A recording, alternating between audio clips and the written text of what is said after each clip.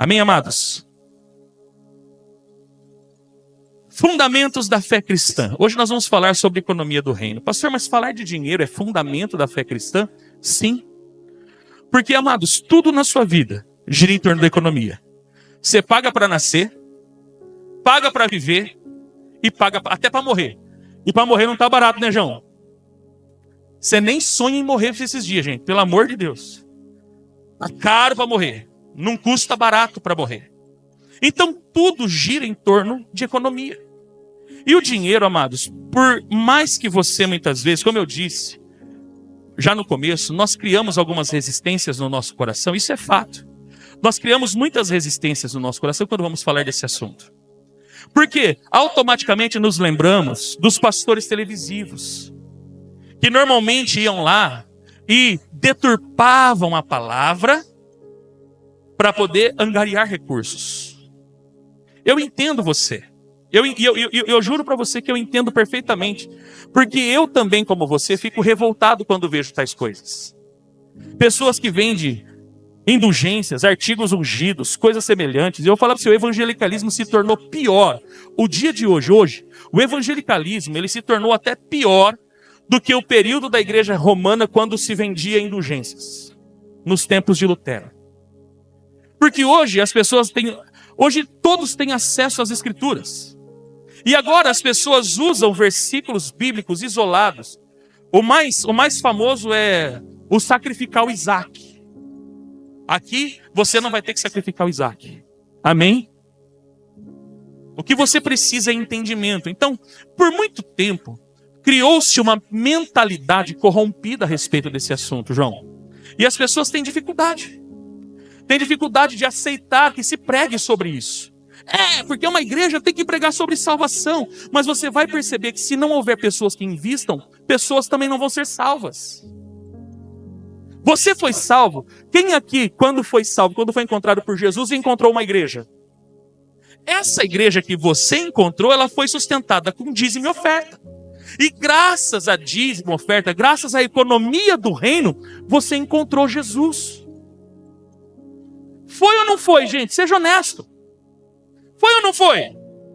Então você foi salvo porque alguém ou pessoas de uma comunidade local, que é a expressão de uma igreja, uma comunidade local como essa, ela não é a igreja, ela é a expressão da igreja. A igreja é o conjunto de pessoas lavados e remidos pelo sangue de Jesus, comprados de todos os povos, tribos, línguas e nações. Amém? São os, como dizem em Apocalipse, são os chamados, eleitos e fiéis. Amém? Então, mas a comunidade local, ela traz a expressão do corpo. Cristo é a cabeça, nós somos o corpo. Então, graças a um corpo ministerial, seja aqui na Shalom, ou seja em uma outra comunidade que um dia você frequentou, fato é que pessoas movimentaram a economia do reino para que o seu coração encontrasse a salvação. Não fosse assim, por causa da nossa mentalidade, estávamos até hoje escravos do pecado. Amém? Então é muito importante. Primeiro, eu quero que você baixe a sua arma. Tire os escudos do seu coração. Ai, pastor, vai falar de dinheiro. É um absurdo. Não, querido, não é um absurdo, é necessário. Pastor, e por que é fundamento da fé cristã? Porque, amado, se você não souber lidar com a economia, se você não souber lidar com o dinheiro, você vai perder a tua salvação. Porque ou você vai servir a Deus, ou você vai servir o dinheiro. Você não vai poder agradar dois senhores. E aonde estiver o teu tesouro, ali estará também o teu coração. Jesus disse isso. Amém? Então, amados, a economia do reino faz parte do fundamento. Nós precisamos estar bem convictos, firmados, a respeito de dinheiro. O dinheiro não pode ser um tabu. Não pode ser uma coisa que quando vai se falar, você tem que ficar constrangido. Nossa, eu fiquei constrangido. Não é para você ficar constrangido. Você tem que estar firmado. A tua mente tem que estar muito bem instruída a respeito disso. Não vos conformeis com este mundo, mas transformai-vos pela renovação do vosso entendimento, para que experimenteis a boa, agradável e perfeita vontade de Deus. Amém? Então, nessa pegada de muita gente decepcionada com a igreja, decepcionada porque alguém, foi leviano em relação às escrituras e tudo mais, criou-se uma teologia de que Jesus quer que você cuida dos pobres. Mas calma lá, que tipo de pobre? Que tipo de pobre? Você precisa saber. Por exemplo, nós tínhamos um trabalho que fazíamos na madrugada. Em Bauru, começou em 2016. Eu tinha 16 anos quando eu já saía para a madrugada fazer evangelismo. Um projeto nós tínhamos chamado SOS Madrugada. E posso falar para você, a maioria das pessoas que estão hoje em situação de rua, a maioria delas estão porque são orgulhosas. Porque que brigou com a esposa, não tem coragem de pedir perdão. Porque não quer conviver com a família, por causa de algum tipo de vício.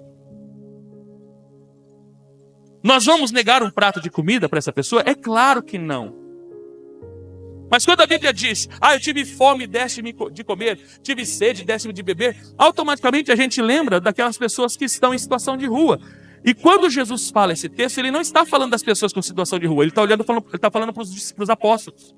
E se vocês fizerem a qualquer um desses meus irmãos, os apóstolos, vocês estão fazendo para mim. Eles são o apontamento de Jesus.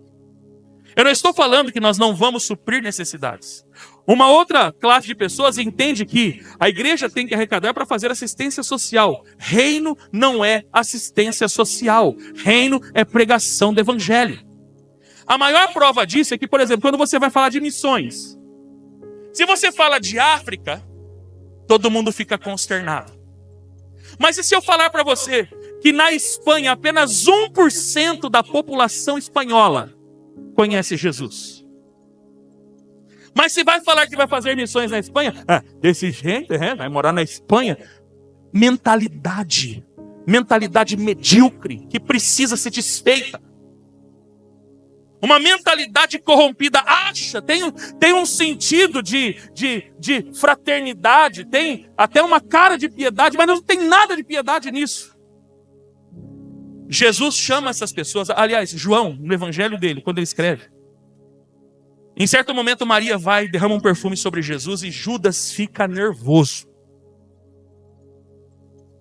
E Judas fala, quanto desperdício. Quanto desperdício. Mas aí João faz uma bela e uma baita observação que muitos de nós não percebemos. Ele fala assim, mas Judas disse isso, não porque estava preocupado com os pobres, porque era ladrão. Era uma pessoa que tinha o coração corrompido. Então o que é que eu falo para você? A maioria dessas pessoas que criticam a economia do reino, que nós vamos falar hoje, a maioria das pessoas que criticam, elas não estão preocupadas com o pobre. Nós tínhamos um presbítero aqui, há um tempo atrás, e ele entrou nessa vibe, não é? Fazia parte da diretoria, então ele via números, via o que arrecadava, isso há algum tempo, isso eu acho que há 8 anos atrás. E ele entendia, e ele queria que a gente pegasse toda a arrecadação e investisse em missões. Não, tem que ir em missões. E ficou bravo, ficou nervoso. Passado alguns meses, gastou e colocou um artigo de luxo na sua casa, que não custa barato, uma piscina. E nada contra, tem que colocar mesmo. Mas a pergunta que eu faço é a mesma. Por que não pegou o dinheiro da piscina e investiu em missões? Por que não pegou o dinheiro da piscina e investiu em missões? Então, pessoas que fazem isso, pessoas que falam isso, eu garanto para você, é o apontamento de João. Elas não falam porque estão preocupadas com o pobre. Fala porque tem um coração corrompido. Não entende o que é o reino. Não entende o que é evangelho. Pode até parecer que entende, mas não entende. Amém? Basear, para fundamentar essa mensagem, abra 2 Coríntios, capítulo 9, versículo 1 ao 15. Eu vou ler na versão King James atualizada. Ora, quanto à assistência em favor dos santos, não há necessidade de que vos escreva, porque estou convicto da vossa total disposição, da qual me orgulho de vós, diante dos macedônios. informando que a Acaia está pronta para contribuir desde o ano passado. E a vossa dedicação tem incentivado a muitos outros. Então perceba que Paulo está falando de contribuições financeiras, amém? No entanto, estou enviando esses irmãos com o propósito de que nosso orgulho por vós, nesse aspecto, não se torne inútil, a fim de que estejais preparados, como afirmei que de fato estariam.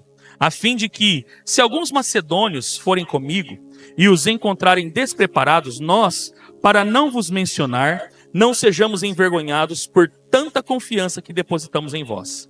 Sendo assim, considerei necessário pedir a esses irmãos que vos visitassem e preparassem de antemão a vossa contribuição, que já havia sido prometida, para que esteja pronta como oferta generosa e não como algo arrancado da avareza. Lemrai-vos, aquele que pouco semeia, igualmente colherá pouco. Mas aquele que semeia com generosidade, da mesma forma colherá com fartura.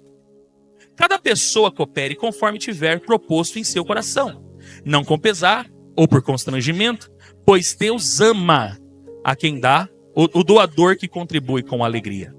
Certos de que Deus é poderoso para fazer que toda a graça vos seja acrescentada, a fim de que em todas as áreas da vida, em todo o tempo, tendo toda a vossa necessidade satisfeitas, transbordeis em toda boa obra.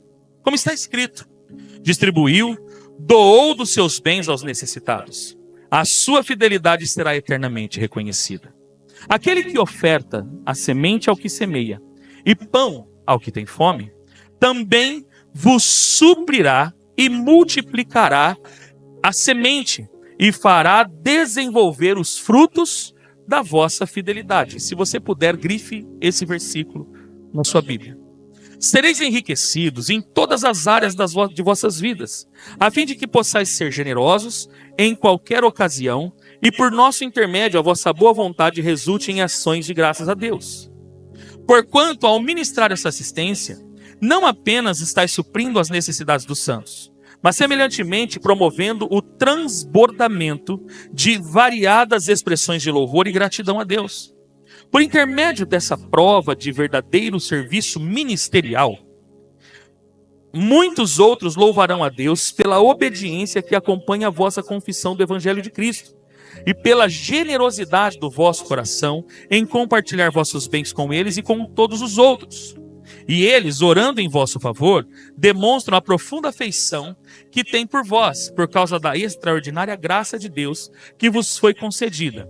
Graças a Deus por nos haver oferecido seu maior e mais indescritível dom. Amém, amados?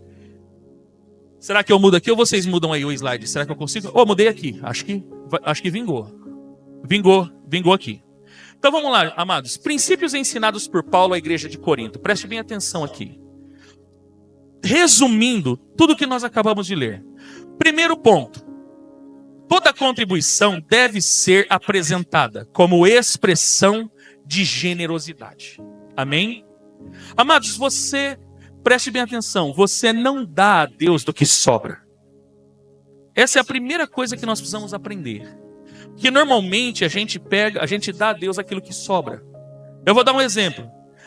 Sobrou uma moedinha no console do carro, eu pego ela para ofertar. Eu pego aquela nota de R$2 que parece o C quando chegou na igreja, tudo estrupiado. Aquela nota de R$2 que tá, né? Que se a gente, na hora de fazer a contagem, na hora da gente desdobrar, ela rasga. De tão arrebentada que ela tá. Eu vou dar. Não. Preste bem atenção. A oferta, seja o que você for oferecer, porque tudo é oferta. Você vai descobrir que no final de tudo é oferta. Tudo você está oferecendo a Deus. Amém? Tudo você está oferecendo a Deus. Então, tudo que você vai oferecer tem que ser expressão de generosidade, não de avareza. Foi o que Paulo disse. Então, quando nós vamos oferecer algo, tem que ser uma expressão de generosidade, não de avareza. Quando eu oferto, quando eu dou a Deus, ou dou para alguém, aquilo que é resto, é produto de avareza. Então, muitas vezes, Eu não sou contra você ofertar moeda. Entendo o que eu estou dizendo. Eu estou dizendo que ofertar do que sobra ou dar a Deus do que sobra é obra de avareza, é resultado de avareza. Se você faz isso, você é avarento, precisa ser curado, precisa de arrependimento. Amém? Então tem que ser. O que é generosidade? Generosidade que é doado em abundância e desinteresse. Isso significa generosidade. Eu dou bastante e não quero saber o que vai ser feito. Entende o que é generosidade? Então, tudo que você vai fazer, toda contribuição que você vai ofertar, você tem que fazer como expressão de generosidade e não com expressão de avareza. Segundo, as contribuições são tipos de semeadura e colheita. É como se você estivesse plantando algo na terra. Lógico que dinheiro você não planta na terra. Mas quando você movimenta dinheiro, não sei se você sabe, você vai ver isso daqui a pouco. Você está movimentando o reino do Espírito. Por incrível que pareça, os recursos, a economia do reino, ela sendo movimentada, é como se você estivesse plantando algo no reino do Espírito. E do reino do Espírito você vai colher. Por isso que Paulo diz, aquele que semeia pouco, pouco também colherá. Mas aquele que semeia com abundância também ceifará. Amém, queridos? Terceiro, a contribuição deve ser conforme o coração propõe. Quando Paulo fala, cada um contribua segundo propôs no seu coração, muitos usam esse texto e falam assim, fecha os olhos. O Espírito Santo agora vai convencer você a tanto que você quer ofertar. Deus está me mostrando que vai levantar 7 pessoas com 10 mil. Quem aqui já participou de cultos assim? Eu estou falando alguma mentira? O que o texto diz? É você que tem que propor, querido. A generosidade tem que partir de você e não do Espírito Santo. Você é um ser pensante. Coloque a mãozinha na sua cabeça e diga, eu sou um ser extremamente inteligente. Tenho vontades e desejos e sou capaz de definir por mim mesmo o que devo dar a Deus. Acabou. Você não tem esse... Amados, chega de meninice, vamos combinar? Olha, Deus está me mostrando aqui. Amados, eu falei isso para os nossos pastores esse dia na reunião. Vocês querem que eu comece a usar de artimanha? Eu uso de artimanha. Eu vou começar a dar umas palavras aqui que o povo vai ofertar. E eu sei que o povo oferta. Porque, amado, você gosta de ofertar. Pastor, por que eu não oferto mais na Shalom? Porque a gente muitas vezes não usa de persuasão para poder arrancar dinheiro seu. Porque eu quero que você saiba que você tem que propor no teu coração. Tem que partir de você. Não é o Espírito que tem que determinar o que você vai dar a Deus. É você que tem que determinar o que Deus merece. É o seu coração que tem que determinar o que Deus merece. Agora a pergunta que eu faço para você é, Deus merece o que você está dando? Será que Deus está satisfeito com o que você está ofertando? Você ficaria feliz se alguém ofertasse o que você está ofertando? Você gostaria de receber o que você tem ofertado na igreja? É essa a pergunta. Há um princípio em Lucas 6,38 que diz assim, dê e seja-vos dado. Em boa medida, recalcada, sacudida e transbordando. Porque na mesma medida com que medirdes, também te medirão. Então você precisa entender, é você que tem que colocar no seu coração a oferta, o dízimo, a primícia. Ninguém tem que ficar insistindo e nem colocar uma arma, e você nem deve aceitar isso. Eu vou ser mais categórico ainda. Não aceite isso. O dia que alguém te constranger a dar alguma coisa, dizer que você é obrigado a dar alguma coisa, fazer você fazer carnês e você não pode sair da igreja enquanto você fizer carnê. Se algum dia alguém te fazer isso, sai. Porque isso não é bíblico, isso não é de Deus, isso é prisão. Aquilo que não vem das Escrituras, querido, te aprisiona. Aquilo que vem das Escrituras te liberta. Não sei se você sabe, não sei se você percebeu, mas eu estou te libertando aqui. Eu não estou dizendo que você é obrigado a dar nada, eu estou falando para você. Você tem que propor no teu coração o que você vai ofertar. Por isso que nós começamos aqui, vamos vender tal coisa. Sabe por que a igreja trabalha com venda, com rifa? Porque infelizmente nós aprendemos a querer levar vantagem a alguma coisa. Então nós só damos algo se tiver vantagem em alguma coisa. Isso é avareza, isso é pecado, isso é idolatria. Ah, pastor, mas a Bíblia não fala que é pecado. Mas é avareza, e a avareza é pecado de idolatria. Você vai aprender aqui. Por isso que eu não aceito. Rodrigo de Oliveira Justino, eu me nego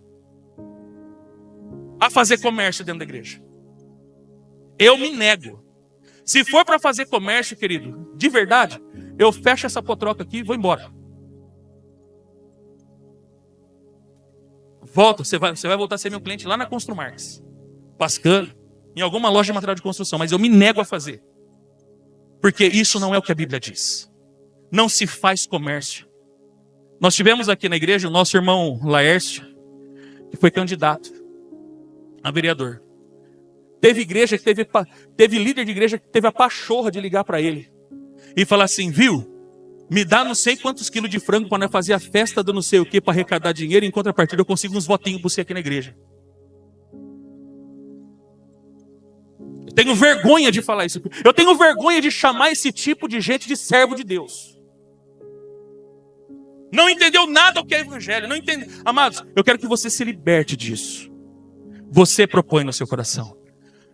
Você não pode aceitar ser ludibriado com questões que parecem ser espiritual. O seu dízimo, a sua oferta, a sua primícia é espiritual, mas ela tem que partir de você. Tem que ser voluntário. Você tem que ter o desejo de fazer. Você não pode ser obrigado a fazer. Por isso, mais uma vez, eu vou afirmar para você categoricamente. Se algum dia você for obrigado, aqui mesmo, eu vou falar daqui, eu não vou falar de outra igreja não. Se algum dia eu subir aqui e falar para você que você é obrigado a dar alguma coisa, que você é obrigado a pegar um carnê, e se você pegar o carnê, você não pode sair da igreja, porque se você sair da igreja, você vai estar debaixo de maldição, vai vir uma maldição em cima da sua cabeça, em cima da sua casa, em cima da sua empresa. Se algum dia, dessa plataforma, eu posso responder por essa igreja, se algum dia dessa plataforma você ouvir que você é obrigado, eu falo para você, vai embora daqui, querido, porque eu me corrompi. Vai embora daqui porque eu me corrompi. Aqui você vai aprender a contribuir conforme as escrituras dizem para você fazer. E a Bíblia diz que é de acordo com o que você coloca no teu coração. Não por ganância e nem por necessidade. Não pode haver esses dois sentimentos. Por quê? Porque se você, amado, se eu começar a constranger você com malabarismos supostamente espirituais, você vai ofertar. Mas sabe por que você vai ofertar? Não, porque o pastor falou que se eu der X valor, Deus vai fazer algo assim. Nossa, vou falar para você, eu vou amanhã, você vai ter uma Ferrari na minha garagem. Querido, deixa eu falar para você, se você não trabalhar, não vai vir garagem não. Não vai vir Ferrari não, irmão. Pastor, sabe o que é o pior de tudo? Eu vou ensinar para vocês. Algumas pessoas pegaram alguns elementos do judaísmo, não sabem nada de Israel, não conhece nada da vida dos judeus, e não conhece, pior ainda, não conhece as escrituras, e ainda usa, não, porque os judeus prosperam por causa disso. Sabe por que o judeu prospera? Porque trabalha. Quiser ir para Israel comigo? Dia 15 de março estou embarcando com um grupo de 30 pessoas para Israel.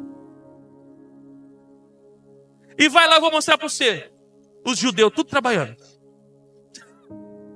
Qual é o segredo? Eles obedecem a Deus no que diz respeito ao que nós vamos falar aqui. Oferta, dízimo, primícia, obras de justiça, de sedacá. E ninguém mandou eles fazer. Eles fazem porque é voluntário. Entendeu, querido?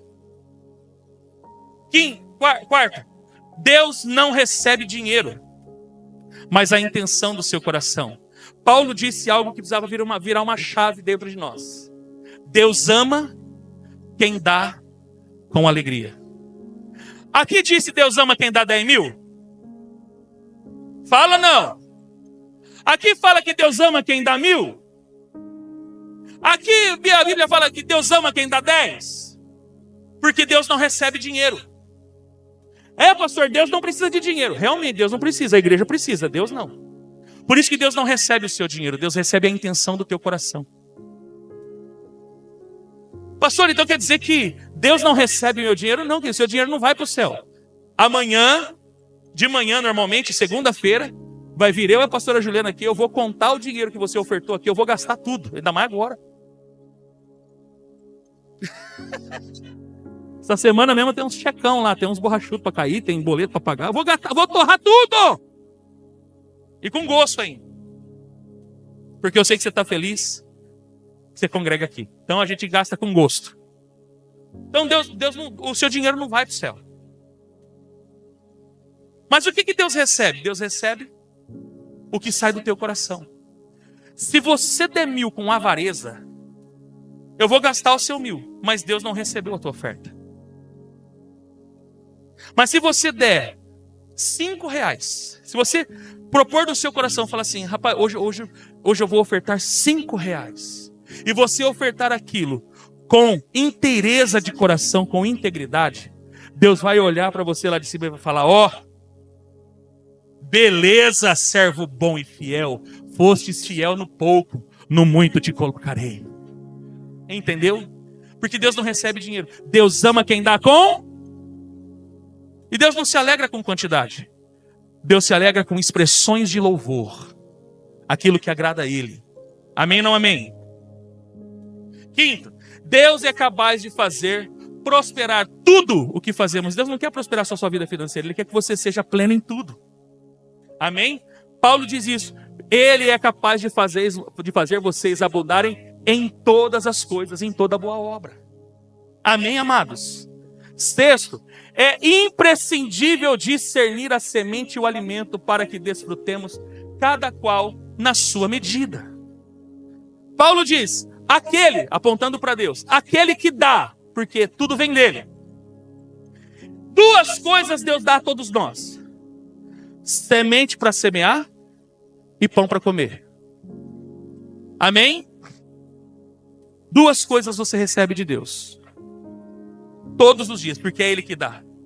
Semente para semear e pão para quem tem fome. É Ele que põe o alimento na tua mesa. Tudo vem dele. Amém? Então aquele que dá semente é o que semeia. E pão para o alimento, o que Paulo diz?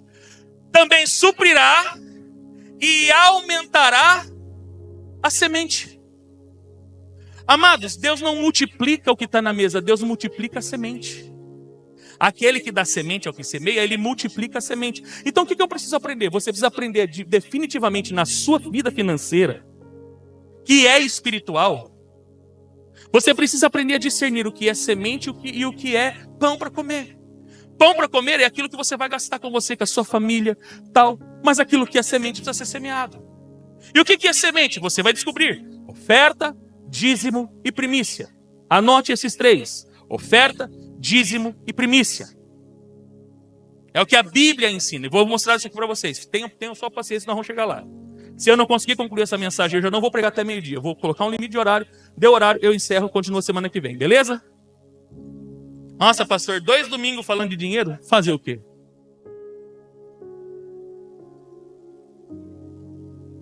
As contribuições devem glorificar a Deus, Vitor, em todos os níveis. É porque tem um Vitor aqui na frente da... Tô brincando. Pode cair, Vitor. Você não me... Não precisa ir não. Não me constrange não. Fica tranquilo. Amém? Tudo que você vai fazer, aquilo que você vai contribuir, querido, você não tem que fazer média com o pastor. Sabe o que acontece com muitos crentes? Graças a Deus eu não tenho esse problema aqui. Pelo menos nunca tive. Pessoas que querem contribuir alguma coisa para fazer média, porque o pastor vai ver que eu sou o maior dizimista da igreja. E quem falou que eu estou interessado se você é maior ou se o seu é menor? Dá uma olhada para o seu lado. Está todo mundo no mesmo nível, sim ou não? Porque a igreja é isso. Aqui nós temos vários profissionais. Aqui nós temos enfermeiro, nós temos médico, nós temos carpinteiro, nós temos... E detalhe, tudo ex alguma coisa. No mínimo ex porcaria. Só que na igreja, todos são iguais. Não tem quem dá mais, não tem quem dá menos. Não interessa isso. Então, tudo que você vai fazer tem que ser expressão tem que glorificar Deus. A pergunta que eu faço é: as suas contribuições têm glorificado a Deus? É você que tem que responder. Porque lá você não coloca o nome. Eu posso ver os Pix, que também não faço nem questão de ver mais. Parei, vai fazer um ano e pouco.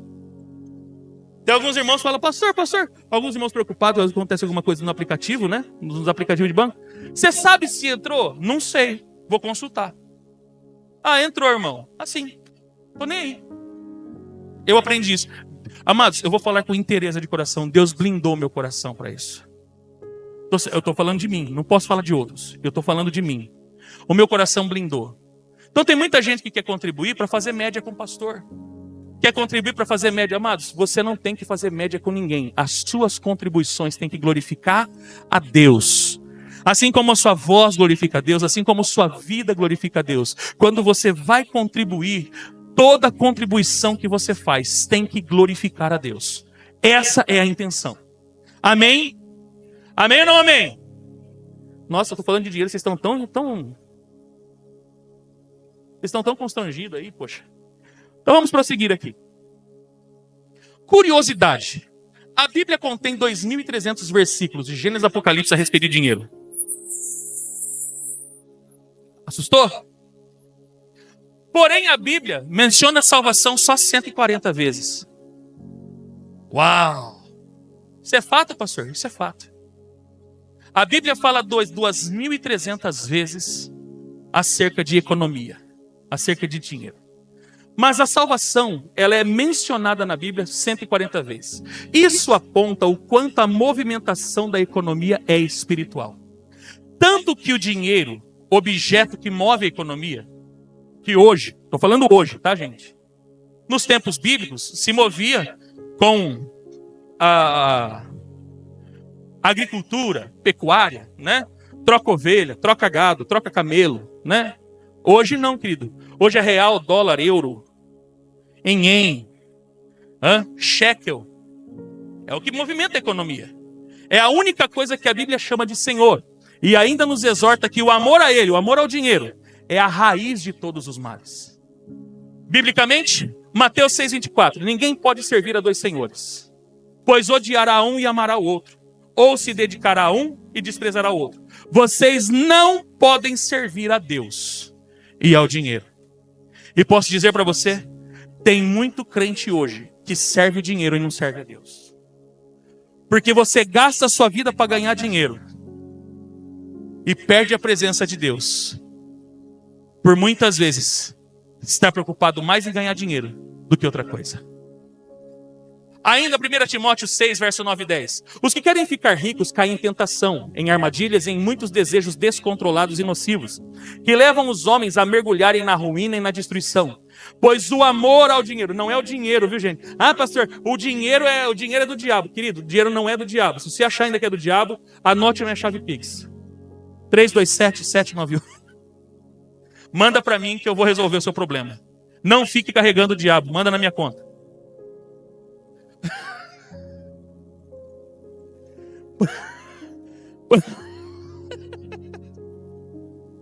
Pois o amor ao dinheiro é a raiz de todos os males. Algumas pessoas, por cobiçarem o dinheiro. Você está entendendo o texto bíblico ou não? Está sendo esclarecedor para você, querido? Algumas pessoas, por cobiçarem o dinheiro, desviaram-se da fé e se atormentaram a si mesmo com muito sofrimento. Então não é para você amar o dinheiro, querido, é para você usar o dinheiro. O dinheiro foi feito para ser usado. Vamos falar do evangelicalismo hoje. Hoje as pessoas amam o dinheiro e usam as pessoas. Sendo que dentro de uma igreja cristã deveria ser diferente. Você ama pessoas e usa o dinheiro. Não usar pessoas. Amém? A avareza. A palavra avareza vem definitivamente de apego demasiado ao dinheiro. Na Bíblia, o termo pleonexia, desejo ávido por, cobiça, vida sob o controle do dinheiro. Isso é o que a Bíblia chama de avareza. Pessoa que é controlada pelo dinheiro. O dinheiro determina as suas emoções. Se você tem dinheiro, você está feliz da vida. Se você não tem dinheiro, você chora, quer se matar. Se você tem dinheiro, você está servindo a Deus com alegria. Se você não tem dinheiro, você perde culto, falta culto, abandona ministério. Tudo por causa de dinheiro. Isso é avareza, gente. Isso é avareza. É considerado pecado de idolatria. A prova de que o dinheiro é espiritual, que envolve idolatria, envolve culto. Envolve inclusive atos de adoração. Colossenses 3,5 diz: assim façam morrer tudo o que pertence à natureza terrena de vocês. A imoralidade sexual, a impureza, a paixão, desejos maus e a ganância, entre aspas, a avareza, que é idolatria. Tem gente que presta culto ao dinheiro. Pá, pastor, eu nunca coloquei um dinheiro no altar. Ele pode não estar no altar da tua casa, mas está no altar do teu coração. O dinheiro vem primeiro. Tudo que você vai fazer, você quer receber algum tipo de lucro. Tudo que você vai fazer, não, nossa, vai mudar de prédio, mas o pastor vai pedir, vai pedir, porque... tudo você reclama. E não é só aqui na igreja não, lá em casa também. Tem pessoas que o filho pede R$5 para tomar um sorvete, o avarento, qual que é a frase do avarento? Para que 5 se 4 dá? Leva 2 e traz o troco. Aqui na Shalom, graças a Deus, não tem ninguém aqui, só lá na igreja Jesus dá pau no diabo. Isso é avareza. Pessoas que colocam o dinheiro acima de qualquer coisa. Isso é avareza, isso é culto. Isso é culto. Porque tudo aquilo que você alimenta é aquilo que te governa, querido. Se você só alimenta dinheiro, ganhar dinheiro, ganhar dinheiro, ganhar dinheiro, ganhar dinheiro, porque você ganhar dinheiro, ganhar dinheiro, ganhar dinheiro, é o dinheiro que te governa.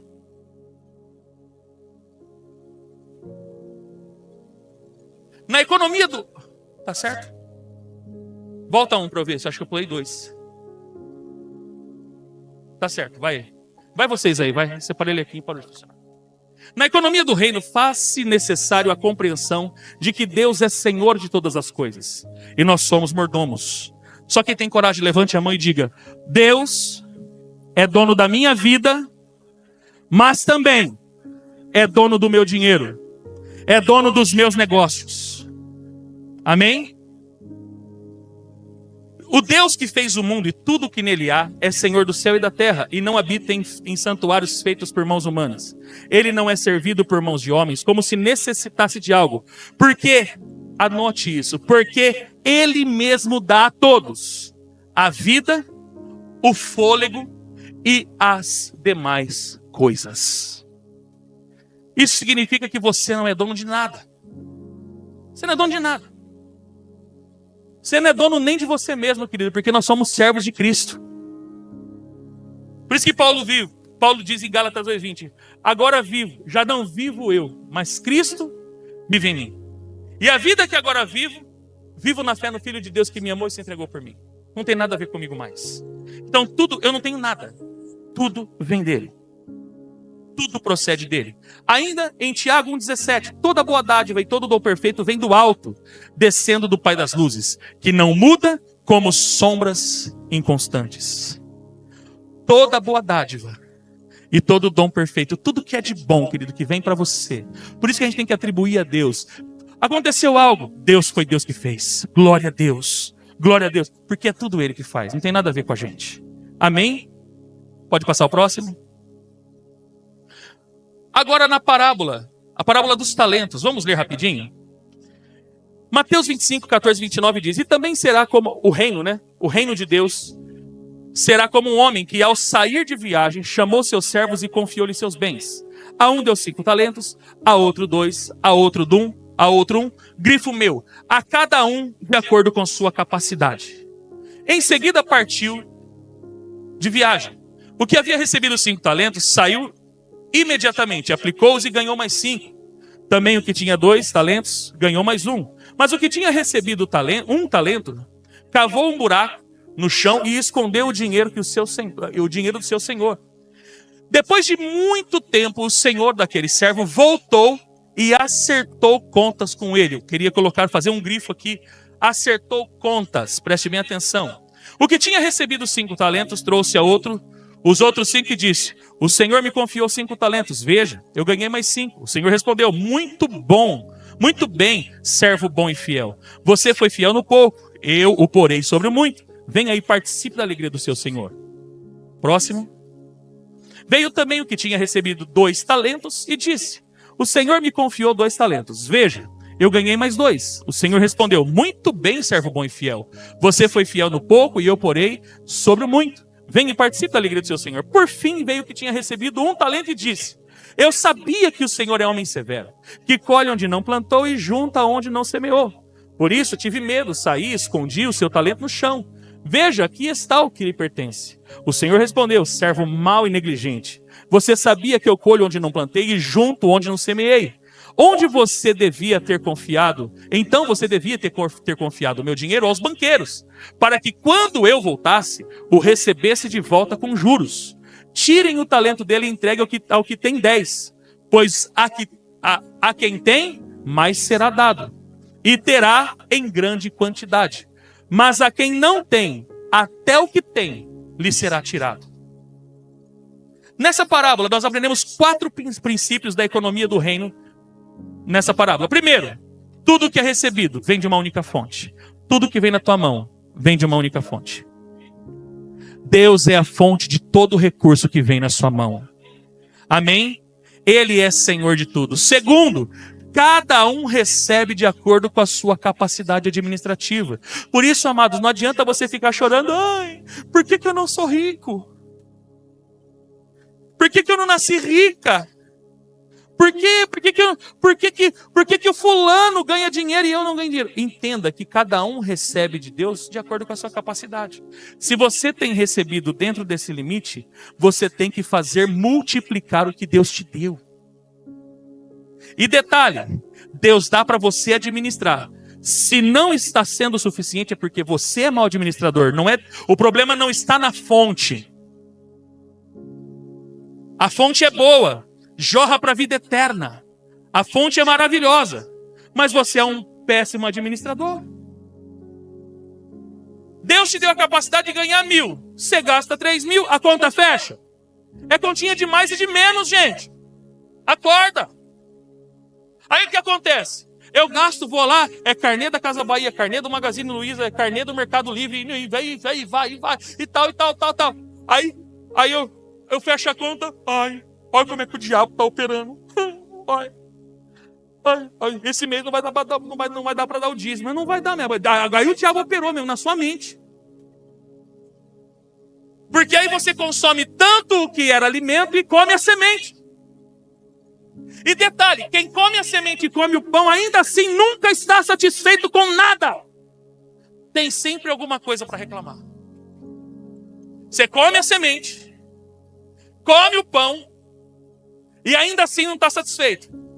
Por quê? O profeta Ageu vai dizer isso. Porque aquilo que você consome, parece que você está colocando num saco furado. Nunca enche. Não satisfaz. Então, pastor, por que muitas pessoas não prosperam financeiramente? Amados, entenda algo. Primeiro ponto, nem todo mundo vai ser rico. Coloca isso na sua cabeça. Coloca isso na sua cabeça. Você precisa. Por isso que eu falo de... Amados, a gente tem falado muito sobre identidade. Quem é você em Deus? Se Deus te deu o dom de... Porque riqueza é dom. Se Deus resolveu que você vai ser rico, querido, glória a Deus que você vai ser rico. E se Deus fizer de você rico, vai ser para um propósito, por causa do reino. Porque Deus não vai fazer você rico para você virar avarento. Deus te dá riqueza para você ser uma coluna, para ser um financiador do reino. É por isso que Deus dá recurso. Mas outros não vai receber tanto recurso assim. E você precisa definitivamente entender. Sai dessa vibe de coach, né? Pablo Marçal, você tem que prosperar. Que você tem que prosperar é fato. Mas prosperidade não é riqueza. Prosperidade é plenitude. Você pode ter um salário, você pode ganhar 2 salários mínimos, mas seu casamento é bom, seus filhos são bem educados, você é bem resolvido, você pode andar muitas vezes de Fiat 147, mas você está feliz da vida. E a mesma alegria que você vai andar com o Fiat 147, você vai andar com uma Ferrari, porque quem comanda o seu coração não é o dinheiro, isso é prosperidade.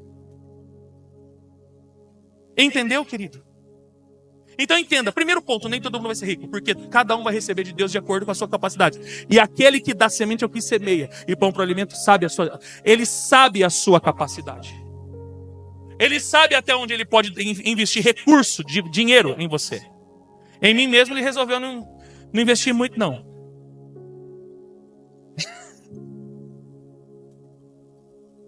Minha vida, amados, o que eu vivo é milagre. Quando eu conto, algumas pessoas não acreditam. Já viajei 4 vezes para Israel. Estou indo agora minha 5ª. Fui para o Egito. Me chamaram para trabalhar agora, né? Além do nosso grupo, vou liderar mais outras pessoas. Além de ir para Israel, ainda vou ganhar dinheiro ainda. E agora eu não recebo nem em real, vou receber em dólar. Isso se chama viver na dependência de Deus.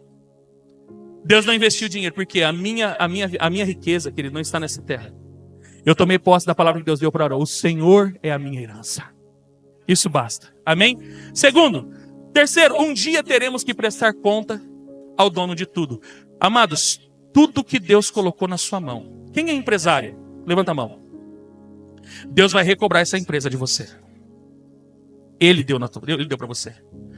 Quem aqui tem um trabalho e trabalha? Deus vai cobrar de você. De tudo, aprenda uma coisa, querido, de tudo que você recebeu de Deus. Não interessa se você recebeu 5 talentos, 2 talentos ou 1 talento. De tudo, nós vamos ter que prestar conta. Você me entendeu ou não? Você, levante a sua mãozinha e declare, para fixar na sua mente, declare assim: eu vou prestar conta de tudo aquilo que Deus colocou na minha mão. Inclusive do dinheiro. Tudo você vai prestar conta. Olha, Deus te deu uma profissão, você vai prestar conta dessa profissão. O que você fez com ela? Você vai prestar conta. E quarto, o segredo da prosperidade está na administração justa e consciente. O que Jesus ensinou na parábola dos talentos? Amados, ele ensinou a economia do reino. Pastor Fernando, consultor. Douglas, contador. Olha como que a matemática de Jesus é simples. Ele deu 5. O que o rapaz, o servo que recebeu 5 tinha que fazer? Administrar, investir, tal, para poder multiplicar. Quando o dono veio pedir conta, o que ele falou? Senhor, o Senhor me deu 5. E eu multipliquei mais 5. Como que o Senhor chamou? Servo bom e fiel. Servo bom e fiel é aquele que entende que ele não é dono de nada e que ele administra aquilo que não é dele. Esse é o servo bom e fiel. Agora a pergunta que eu faço para você: você é um bom administrador daquilo que Deus te deu de acordo com a sua capacidade? Você é um bom administrador? Ou uma boa administradora? Porque não tem segredo. Vamos fazer a campanha da prosperidade. Nós vamos falar a feira das profissões aqui, tem que trabalhar. Pastor, qual é o segredo da prosperidade? Trabalhar e administrar bem o que vem na sua mão. Não tem varinha mágica. Sabe por quê, queridos? Se tivesse varinha mágica, todos os crentes estariam ricos.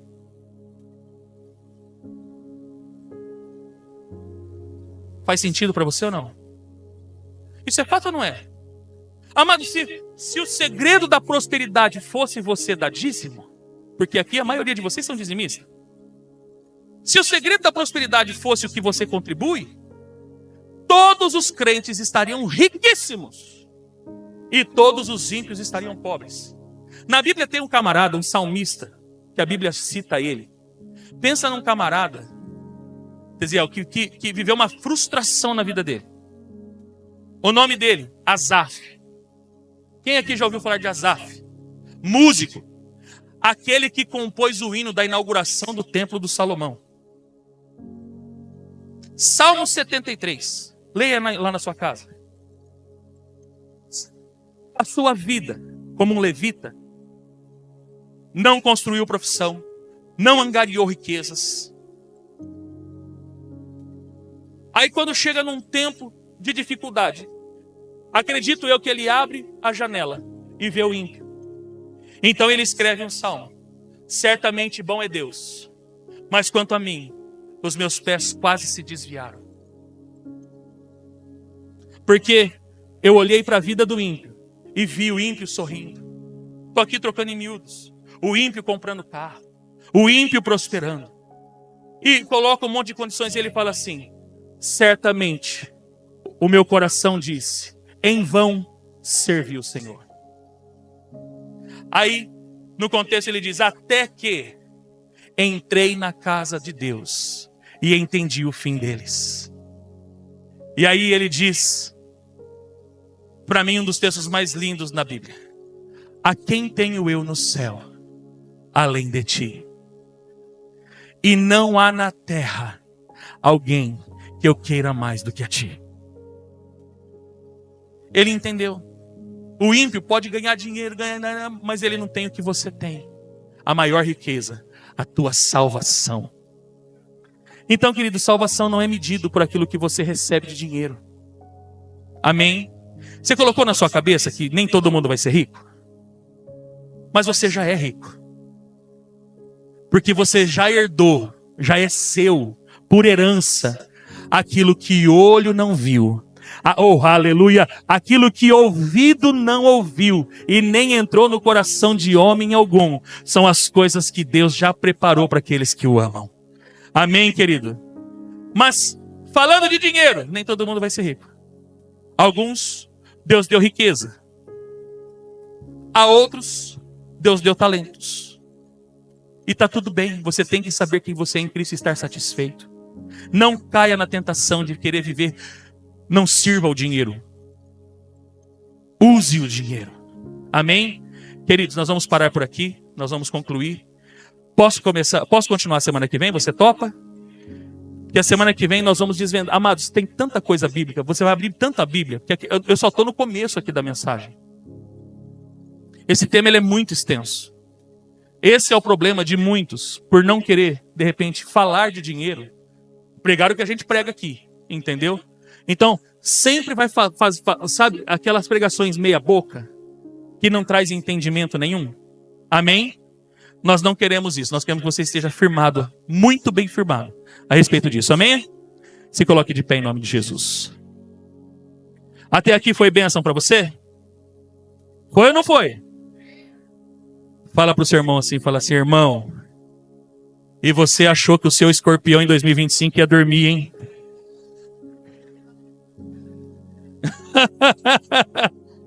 Esse escorpião do bolso aí. Hã? Amém, amados? Amados, entenda algo. Para concluir agora definitivamente. Os meninos, dá para nós cantar um refrãozinho aqui? Só para nós, só para não terminar esse culto seco. Falar de dinheiro, o povo fica tudo assim pra gente, ó. Que hora que ele vai falar, quem tem 100 vem cá para frente, quem tem 10 vai lá para trás, né?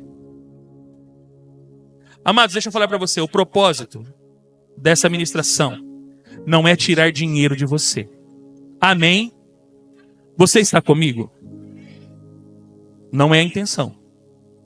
A intenção é ensinar você princípios espirituais. E dinheiro é um deles. Como casamento, como família. Nós vamos falar de família. Nós vamos falar de batismo. Vamos falar de ceia do Senhor. Dia da mensagem da ceia do Senhor aqui vai arrepiar cabelo. Vai arrepiar cabelo. Nós vamos detonar a religiosidade que fizeram com a Santa Ceia. Arrebentar com a boca do balão. Amém? Então tudo é espiritual. Então nós estamos ensinando para você princípios espirituais. E dinheiro é tão espiritual quanto você imagina. Amém? Você percebeu isso aqui?